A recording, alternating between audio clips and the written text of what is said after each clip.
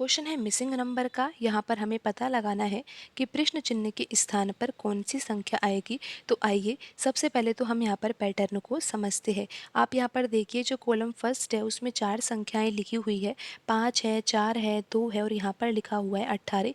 इन चारों संख्याओं में से बड़ी संख्या 18 है ना। तो हमारा सोचने का तरीका ये होना चाहिए कि जो यहाँ पर 3 छोटी संख्याएँ हैं, यानी कि बड़ी संख्या से छोटी संख्याएँ जो है, उन छोटी संख्याओं के द्वारा हम ये बड़ी संख्या 18 कैसे प्राप्त कर सकते हैं। तो आइए अब हम यहाँ पर यही समझते हैं ना कि यहाँ पर हमारे पास 3 संख्याएं और इन 3 संख्याओं के द्वारा हमें ये चौथी संख्या 18 प्राप्त करनी है। तो इसके लिए हम यहाँ पर कौन सा पैटर्न लगाएंगे, आपको क्या करना होगा, इन दोनों संख्याओं को तो आपको जोड़ना है। तो 5 + 4 कितना होगा, 9 होगा।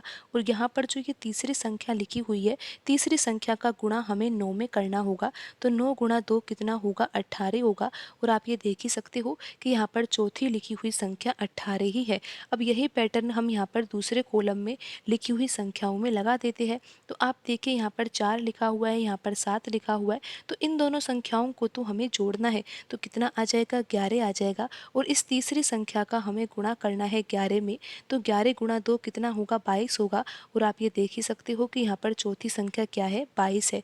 अब यही पैटर्न हम यहाँ पर कॉलम 3 में लिखी हुई संख्याओं में लगा देते हैं और पता लगाते हैं कि प्रश्न चिन्ह के स्थान पर कौन सी संख्या आएगी। पैटर्न क्या है कि इन दोनों संख्याओं को तो हमें जोड़ना है।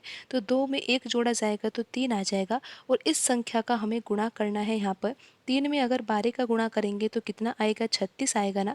तो यहाँ पर प्रश्न चिन्ह के स्थान पर कौन सी संख्या आएगी, 36 आएगी। और आप ये देख ही सकते हो कि कौन से ऑप्शन में आंसर लिखा हुआ है। यहाँ पर ऑप्शन सी सही होगा। आप एक बार फिर से समझ लीजिए कि यहाँ पर 36 कैसे आएगा। हमें इन दोनों संख्याओं को तो जोड़ना है, यानी कि 2 + 1 करना है। और मल्टीप्लाई किस संख्या से करना है, 12 से। तो यहाँ पर आप देख ही सकते हो कि 2 + 1 तो 3 होगा। और 3 में 12 का गुणा किया जाएगा तो कितना आएगा, 36 आएगा। तो यहाँ पर प्रश्न चिन्ह के स्थान पर कौन सी संख्या आएगी, 36 आएगी। और ऑप्शन सी यहाँ पर सही होगा।